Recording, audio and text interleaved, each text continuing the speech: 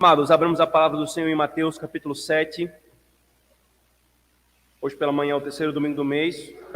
Nesse dia do Senhor é o terceiro domingo do mês. Hoje pela manhã nós expusemos o versículo 24 a 27 do capítulo 7.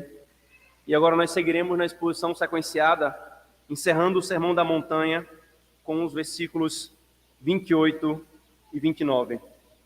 Mateus, capítulo 7, versículos 28 e 29, irmãos.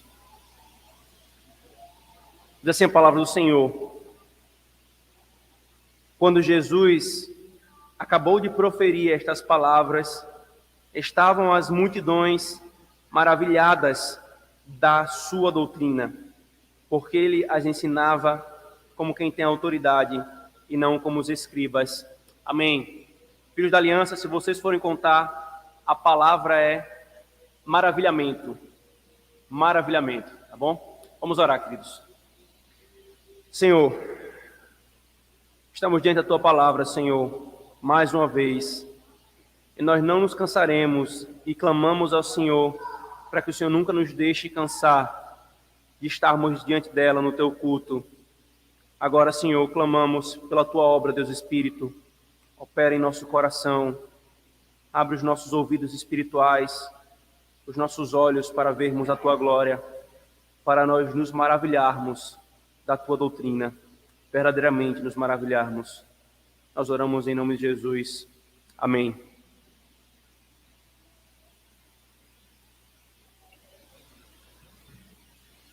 Queridos, nós chegamos agora ao último momento do Sermão da Montanha. Hoje pela manhã foi o último trecho do sermão. Agora, tendo o sermão acabado, vem para o último momento, para a reação dos ouvintes à pregação de Cristo. A pergunta que nós precisamos fazer aqui, irmãos, nesse ponto é: a quem Jesus estava pregando até então? Venha comigo, por favor, para o capítulo 5, o capítulo do início do Sermão da Montanha. E lembremos que Jesus estava pregando aos discípulos. E as multidões estavam ouvindo como quem ouve conversa alheia. Veja o que diz aqui em Mateus capítulo 5. Vendo Jesus as multidões, subiu ao monte e, como se assentasse, aproximaram-se os seus discípulos e ele passou a ensiná-los aos discípulos. Bem-aventurado aquele que... O que o Sermão da Montanha é, irmãos? Nós estabelecemos isso lá no início da exposição do Sermão da Montanha, que o Sermão da Montanha é Cristo como rei do reino de Deus, apresentando aos súditos o padrão desse reino, como os súditos desse reino deveriam viver. Então, diretamente, além de textualmente, o texto deixa claro, ele passa a ensinar aos discípulos. Nós temos todo esse contexto geral do Sermão da Montanha. Então, ele dizia aos discípulos, mas a multidão estava ali, ouvindo, como quem ouve conversa alheia, por assim dizer. Então, irmãos, Mateus nos registra a reação dessa multidão que estava ali ouvindo. Veja o versículo 28. Quando Jesus acabou de proferir estas palavras, estavam as multidões maravilhadas. O texto, então, irmãos, passa a nos apresentar duas coisas. A primeira coisa que o Senhor nos ensina aqui, irmãos, é o maravilhamento com Cristo em seu ofício de profeta. As multidões, elas estavam maravilhadas com a doutrina de Cristo, o que ele havia acabado de ensinar, aquilo que nós vimos hoje pela manhã, o exercício do ofício do Messias, do Cristo, enquanto profeta, revelando perfeitamente a vontade do Senhor. É dito, irmãos, que as multidões estavam maravilhadas com a doutrina de Cristo. E aqui de passagem, irmãos, meio que de passagem, sem enfatizar muito isso, visto que nós já vimos um pouco mais hoje pela manhã, fica claro que os antidoutrinas se opõem a Cristo. Pois, irmãos, Cristo possui uma doutrina fundamentada no seu ser e na sua obra. Explicitamente o texto diz que as multidões se maravilharam da doutrina de Cristo. E o que Cristo acabou de ensinar estava intimamente relacionado ao que ele era, ao que ele estava fazendo, a sua obra. Então, irmãos, se opor à doutrina de Cristo é se opor ao próprio Cristo. E essa doutrina, irmãos, ela é maravilhosa, porque o mestre que a ensina é maravilhoso. Ela é digna de maravilhamento, por assim dizer. A multidão, irmãos, se maravilha com a sua doutrina. Então, os antidoutrina pouco conhecem, irmãos, desse Cristo que ensina ao seu povo e querem então forjar um Cristo para si, porque nós temos apenas duas opções, irmãos. Ou nós abraçamos a doutrina que ele vem ensinando a nós na sua palavra, ou nós cunhamos uma própria doutrina. Os antidoutrina terminam cunhando as suas próprias doutrinas aversas à palavra do Senhor. Mas sigamos então aqui, irmãos, para o ponto principal. As multidões estavam maravilhadas da doutrina de Cristo. Então aqui nós temos duas coisas nesse primeiro momento. O maravilhamento em si e o objeto desse maravilhamento. Percebe que tem essas duas coisas aqui, elas estavam maravilhadas, o maravilhamento em si, com Cristo e a sua doutrina. Então comecemos aqui, irmãos, vendo o objeto desse maravilhamento. Se tem uma palavra, irmãos, que se repete nos evangelhos com relação a Cristo, ou a reação das pessoas a Cristo, é essa: maravilhados, admirados. Deixe-me só dar alguns exemplos para vocês, não precisam abrir, mas ouçam. Mateus 9:43. Logo que o demônio foi expulso, o mudo falou, e as multidões maravilharam-se, dizendo: nunca se viu coisa igual em Israel. Mateus 22:33. E as multidões, ouvindo isto, maravilharam-se com a sua doutrina. Marcos 1:22. Todos ficaram maravilhados com o seu ensino, porque ele ensinava como quem tem autoridade, não como os mestres da lei. Marcos 7:37. O povo ficava simplesmente maravilhado e dizia: ele faz tudo muito bem, faz até o surdo ouvir o mudo falar. Marcos 11:38. Os chefes dos sacerdotes e os mestres da lei ouviram essas palavras e começaram a procurar uma forma de matá-lo, pois o temiam, visto que toda a multidão estava maravilhada com o seu ensino. Lucas 2:47. Todos os que o ouviram ficaram maravilhados com o seu entendimento e com as suas respostas, apesar da sua tenridade. Lucas 8:56. Os pais deles ficaram maravilhados. Lucas 9:43. E todos ficaram atônitos ante a grandeza de Deus, estando todos maravilhados com tudo o que Jesus fazia. Percebe que essa é uma reação, são pelo menos aqui, irmãos, de 9 a 10 situações diferentes, cuja reação do povo é maravilhamento. Eles estavam maravilhados, admirados de Cristo, queridos. Cristo, então, irmãos, nós aprendemos esse ponto aqui, esse ponto fundamental acerca do teu Cristo, do teu Senhor, crente. Cristo é totalmente maravilhável, digno de toda a admiração, digno, irmãos, de que a nossa reação a Ele seja maravilhamento. A palavra, irmãos, para maravilha aqui significa espantar-se, ficar assombrado, ficar impressionado. Uma reação a algo, irmãos, que realmente nos afeta e afeta as nossas reações. Ela traz aqui, irmãos, a imagem de que nós passivamente estamos recebendo algo que nos choca ativamente e positivamente. E nós reagimos então com maravilhas, maravilhados. Algo faz isso em nós. Cristo, irmãos, Cristo é isso que nos maravilha e nos choca. Cristo é a encarnação do próprio Deus entre nós. Cristo é a realização do plano mais glorioso que a humanidade já viu sendo executado e que aguarda a sua consumação. Ele é totalmente digno, irmãos, do nosso maravilhamento. Há alguns filósofos, irmãos, inclusive um pastor brasileiro que é filósofo, que dizem que a filosofia começa com o espanto, com a admiração, com o maravilhamento. Efetivamente, irmãos, os gregos e alguns filósofos modernos afirmavam isso mesmo. O espanto para os gregos, o maravilhamento é a origem, a verdadeira origem da filosofia e da pesquisa filosófica. E veja só, irmãos, o pensamento filosófico tem seus espantos, tem seus encantos. Depararmos-nos, irmãos, com a realidade, com as perguntas que nós fazemos a ela, causa esse nós, causa esse espanto. Deixa eu falar uma coisa para você.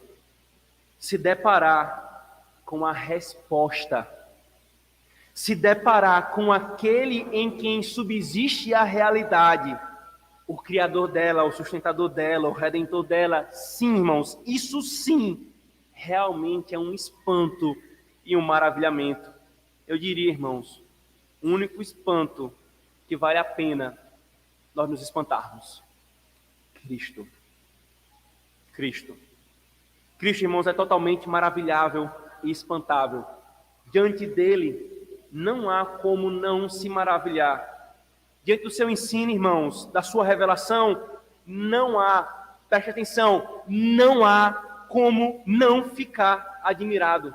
E se essa admiração não ocorrer em nosso coração, irmãos, o problema está em nós, não no objeto, porque ele é totalmente admirável, queridos.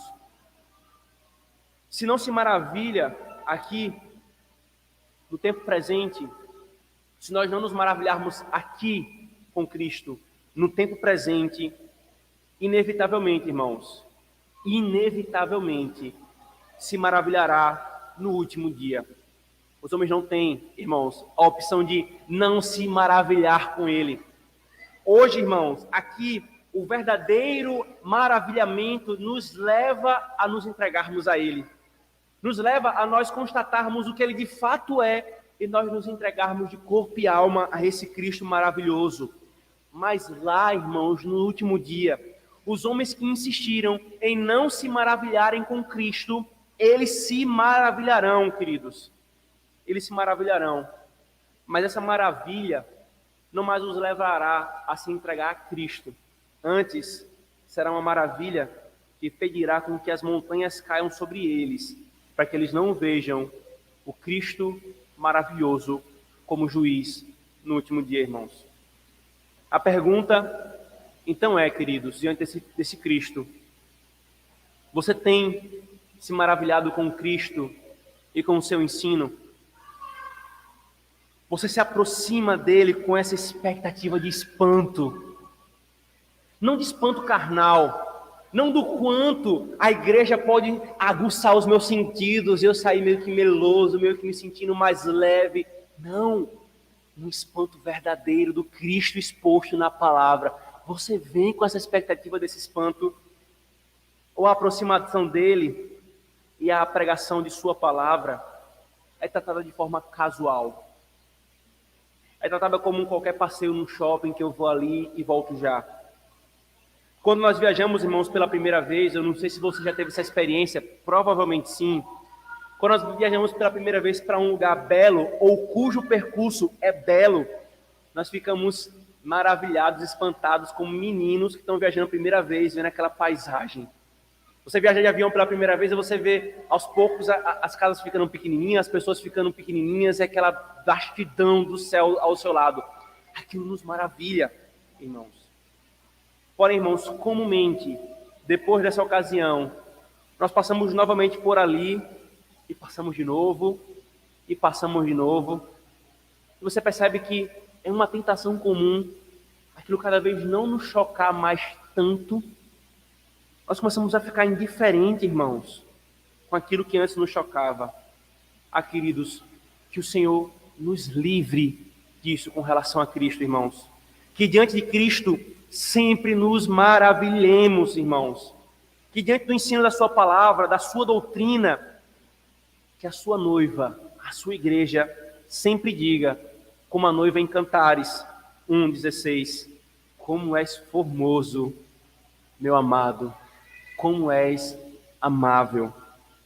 O meu amado é alvo e rosado, o mais distinguido entre 10.000. E nós, então, irmãos, após cada vez nos encontrarmos com ele em sua palavra, cantemos, venha comigo, por favor, como o Salmo 45 louva exatamente a Cristo como Messias. Salmo 45, que nós cantemos a ele, irmãos, em maravilhamento nesses termos. De boas palavras transborda o meu coração, ao rei consagro o que compus, a minha língua é como uma pena de habilidoso escritor. Tu és o mais formoso dos filhos dos homens, nos teus lábios se extravasou a graça, por isso Deus te abençoou para sempre. Cinge a espada no teu flango, herói, cinge a tua glória e a tua majestade, e nessa majestade cavalga prosperamente pela causa da verdade e da justiça, e a tua destra te ensinará proezas. Essa, irmãos, tem que ser a reação do nosso coração diante dele. Então, você tem se maravilhado com Cristo e a sua palavra? Ou você tem sido indiferente a ele? Para mim, irmãos, há também uma aplicação aqui como ministro do Evangelho, e eu coloco essa aplicação para mim diante da igreja, para que os irmãos saibam o que é que o Senhor requer de mim como pregador e saibam o que o Senhor requer dos outros pregadores. Quanto a mim, irmãos, diante desse fato do Cristo maravilhoso que é exposto na sua palavra, é requerido todo o esforço lícito e possível para que vocês, a Igreja de Cristo, contemplem sem ranhuras a beleza de Cristo na sua palavra. O esforço, irmãos, de expor de tal forma a Cristo e a sua doutrina que no final vocês digam, não que grande pregador nós temos, mas sim que grande Cristo Deus nos providenciou. E esse tem que ser o esforço, irmãos, dos ministros do Evangelho, não brilharem, mas Cristo brilhar. Esse tem que ser o esforço de cada pai, diariamente mostrando o quanto esse Cristo é maravilhoso para os seus filhos. Esse tem que ser o esforço de cada crente, convivendo com aqueles que não são crentes, mostrando o quão maravilhoso é esse Cristo, irmãos. É isso que o Senhor requer de nós, irmãos. Maravilhemos-nos com Cristo, o infinitamente maravilhável. Mas além do objeto, irmãos, aqui nesse primeiro ponto ainda há a reação em si mesma. E aqui vem um alerta, irmãos. Ao mesmo tempo vem um alerta. Essa multidão, irmãos, que se maravilha, se você para perceber, as inúmeras citações que foram feitas dos evangelhos, elas foram feitas de momentos diferentes da caminhada de Cristo. E todas elas, quem é que estava se maravilhando? A multidão. Agora você lembra, quem é que estava gritando, crucifica-o, crucifica-o? A multidão. A mesma multidão que estava se maravilhando, irmãos, estava no outro momento gritando. Sabe por quê, irmãos? Cristo é totalmente maravilhável, mas há a tentação em nosso coração de que o maravilhamento seja pueril, seja transitório, passageiro, carnal. E é esse tipo de maravilhamento que está acontecendo aqui, irmãos, com essas pessoas. Sabe por quê? Observe que Mateus, nitidamente, ele abstém de nos contar que o povo obedeceu. O sermão de Cristo acabou de acabar com a obediência. Aqueles que ouvem minha palavra e põem em prática, esse é o comum prudente, o homem prudente. O texto termina o sermão da montanha com simplesmente não. E o povo ouviu, levantou-se e foi fazer. Mas deliberadamente o povo só se admirou. Eles consideraram o sermão o mais admirável já ouvido. Na realidade, irmãos, esse sermão que foi pregado por Cristo é o mais admirável que qualquer pessoa já ouviu. E para ser mais preciso, o mais admirável da história da humanidade. Mas Jesus, irmãos, não pregou aqui com o fim de ser admirado por habilidades homiléticas. Ele pregou para produzir obediência. E toda pregação dele visa isso, irmãos. Visa isso. Ele pregou a fim de que sua autoridade fosse reconhecida, não simplesmente em contraste com os escribas, mas que a sua autoridade fosse reconhecida com a vida, vivendo conforme o que ele falou.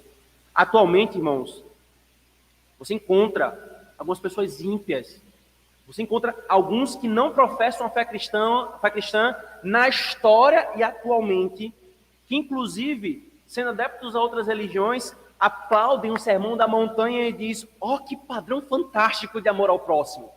É só tirar esse negócio de amor a Deus, que o amor ao próximo está aqui um padrão fantástico. Tolos mal sabem que o amor ao próximo não se sustenta sem o amor a Deus. Não tem como obedecer a isso sem nos submeter à autoridade de Cristo. Mas ainda assim, eles se maravilham com o ensino, enquanto são insensíveis ao Mestre. Enquanto são indiferentes ao Mestre. Jonathan Edwards, irmãos, um puritano norte-americano, ele alertou sobre isso. Ele comentando esse texto, irmãos, ele diz o seguinte: maravilhar-se e sentir afeições intensas diante das coisas de Deus não é sinal suficiente de que você é cheio da graça. Aí ele continua: as multidões quase sempre manifestavam muita seriedade e forte envolvimento do Espírito em tudo o que era exterior acerca de Cristo. Acerca da sua pregação, acerca dos seus milagres, comumente é dito, elas ficavam maravilhadas do seu ensino. Logo recebendo a palavra com alegria, seguindo às vezes dia e noite, às vezes deixando de beber, às vezes jejuando 3 dias seguidos só para ouvi-lo. Às vezes o exaltavam dizendo: nunca ninguém falou como esse homem.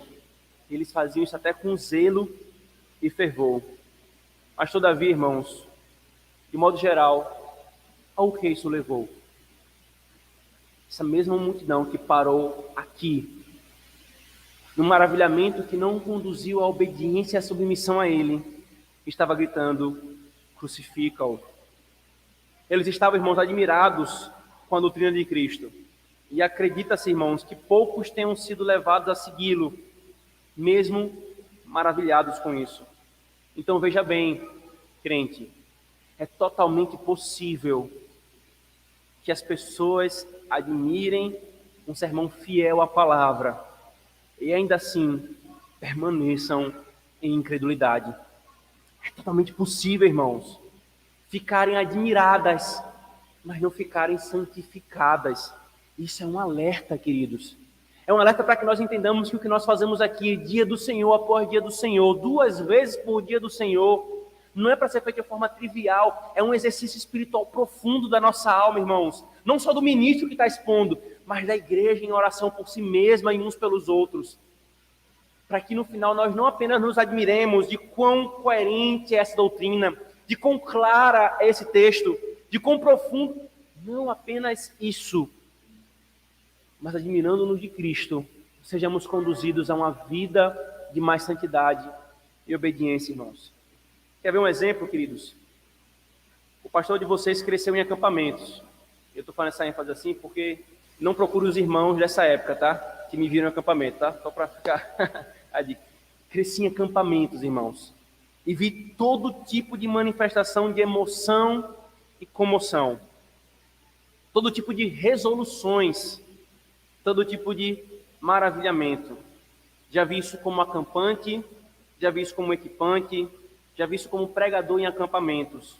Porém, irmãos, passadas poucas semanas, poucos dias até, nenhuma mudança acontecia na maioria que aparentemente se maravilhava. Um grande exemplo, uma grande ilustração. E muitas vezes, alguns acampamentos até construíam um maravilhamento forçado. E as pessoas iam maravilhadas, mas não iam transformadas por Cristo, irmãos. Quantos não estão, irmãos, em igrejas presbiterianas verdadeiramente reformadas e confessionais? Se maravilham com a doutrina de Cristo, mas são insensíveis ao Cristo da doutrina. O problema, irmãos, aqui é bom deixar claro, tanto na situação do acampamento que eu acabei de ilustrar, quanto nas igrejas, não está em se maravilhar. Nós acabamos de ver que isso é devido. O problema, irmãos, é se maravilhar frivolamente, sem ser o verdadeiro maravilhamento. Com qual tipo, irmãos, de maravilhamento nós temos reagido a Cristo, queridos? Com qual tipo?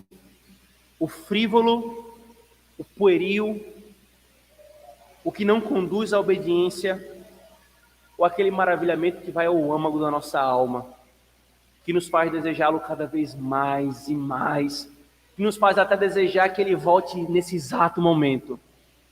Com qual tipo, irmãos, de maravilhamento nós temos nos relacionado com Cristo? Mas uma segunda razão, irmãos, aqui, uma segunda questão. Enquanto nós vemos o maravilhamento, vem a razão desse maravilhamento no versículo 29, que é o segundo ponto. Veja, por favor.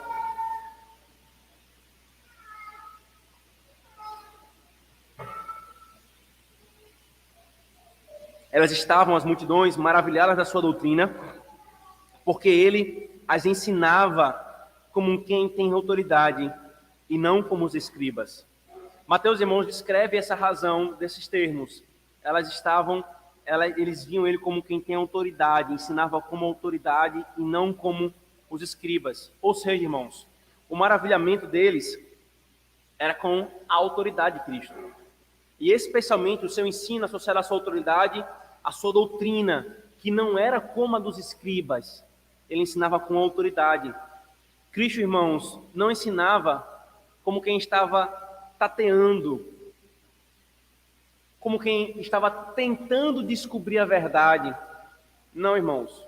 Ele não ensinava como que filosofando com a mente aberta, numa construção de uma ideia com aqueles que ele está ensinando. Não, irmãos. Ele era a própria verdade encarnada. A verdade explícita, vivida e encarnada diante de nós, irmãos. Ele assumia, irmãos, a verdade absoluta da forma absoluta. Ele era a resposta às perguntas. E o seu ensino expressava isso. O seu ensino tinha esse peso no que ele era, irmãos. Não incertezas no que ele falava, mas certezas. Os escribas, irmãos, e a gente vai ver isso com maior clareza no decorrer da nossa caminhada no Evangelho de Mateus. Os escribas, eles não tinham autoridade própria. A sua autoridade estava fundamentada no tradicionalismo, estava fundamentada na tradição humana, em últimas palavras, nos homens. Cristo não construiu, irmãos, a sua autoridade na filosofia humana e nem no tradicionalismo, mas sobre a palavra de Deus. Ele não era um simples profeta dizendo, assim diz o Senhor. Ele era o próprio Deus entre os homens dizendo, eu vos digo. Essa é a grande diferença, irmãos, dessa autoridade. Como os escribas, irmãos, como o presbiteriano escocês David Dixon ele destaca, eles perderam a sua própria estima diante do povo, pois os escribas, que sendo ignorantes quanto à natureza da fé e do arrependimento, pregavam as tradições dos homens, estudavam não para praticar a verdade, mas para a vaidade. Estudavam e ensinavam não para a glória de Deus, mas para a sua própria. Assim, eles perderam a sua própria autoridade, mesmo diante das pessoas. Pois é dito que Cristo ensinou com autoridade que eles não tinham. Tudo que Cristo fazia, irmãos, era para a glória de Deus, era verdade, enquanto eles não. Diferentemente, irmãos, como Matthew Henry diz, aqui também citando mais um autor, Cristo pronunciava o seu discurso da mesma maneira que o juiz pronunciava a sua sentença. Ele realmente fazia os seus discursos com um tom de autoridade. As suas lições não eram sugestões, eram leis. A sua palavra era uma ordem de comando. Cristo, sobre a montanha, mostrava mais autoridade que os escribas sobre a cadeira de Moisés. Dessa forma, quando Cristo ensina as almas através do seu Espírito, ele ensina com autoridade. E quando ele chega lá, é como foi feito no princípio. Haja luz e há luz. Haja vida e pela sua autoridade há vida. Haja quebrantamento e pela sua autoridade há quebrantamento. O nosso Senhor, irmãos, ensina com autoridade. A sua palavra é autoridade. Diante dela todos se calam. Ela é digna de confiança. Ela é firme e segura, porque é a palavra dele. Irmãos, o quanto isso tem que nos afetar. O quanto isso tem que nos trazer cada vez mais convicção da palavra do Senhor. Você tem se encantado com o ensino dos homens que se levantam contra a palavra? Você tem se tentado a isso? Pois olhe para isso que é falado acerca da palavra de Cristo. Olhe para o que é falado sobre o ensino dele, não o ensino dos homens, irmãos. É incrível, queridos. É incrível como muitos, por exemplo, entram na universidade se dizendo cristãos, mas sem conhecer essa autoridade de Cristo. Eles se encantam, na verdade, com a autoridade dos escribas modernistas, dos que desprezam a Cristo. Eles não têm autoridade alguma. Eles não conseguem mudar nem o seu próprio coração. É curioso você olhar alguns professores cheios de ideias revolucionárias, cheias de arrogância, como quem consegue interpretar perfeitamente a sociedade, o homem, a alma humana, mas não consegue mudar nem o próprio coração. Cristo não, irmãos. Ele não apenas interpreta tudo, ele não apenas diz tudo com propriedade, como ele é aquele que muda os corações. Muitos desses sistemas são cheios de inconsistências e incoerência, mas querem apresentar-se como autoridade, mas Cristo não. Ele ensina como quem tem autoridade. A nossa vida, irmãos, deve ser construída sobre essa autoridade. E aqui tem tudo a ver com o que nós vimos no sermão anterior de agora pela manhã. Construir a casa da nossa vida sobre a rocha. Quando essa autoridade fala, nós ouvimos. Quando ele ordena, nós obedecemos. Os ministros não falam de autoridade própria, eles se curvam a essa autoridade. Portanto, irmãos, todos, absolutamente todos, maravilhem-se com esse Cristo que o Senhor providenciou para nós, irmãos. Se maravilhe com esse Cristo, igreja, porque Ele é o teu Cristo. Não se encante com as palavras dos homens, não construa a sua vida sobre ela, não seja indiferente a Cristo. Antes, todos, absolutamente todos, maravilhem-se com Cristo. Você está maravilhado com esse Cristo? Oremos, irmãos.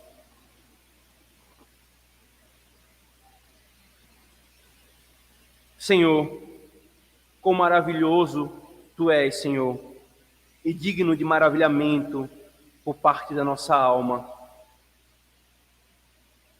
Que pelo Teu Espírito, Senhor, Tu quebre toda a nossa insensibilidade, Senhor, e nossa indiferença a Ti e a Tua palavra. E então, Senhor, nós nos maravilhemos com ela. Mais uma vez maravilhados, Senhor, que tal maravilhamento não seja segundo dessas multidões, que de forma frívola se maravilhou e em seguida se lançou contra o Senhor. Não é esse que nós queremos, Senhor. Nós queremos o verdadeiro, o que vai ao âmago da nossa alma e do nosso coração, Senhor. Aquele que nos afeta profundamente, Senhor. Nós clamamos em nome de Cristo.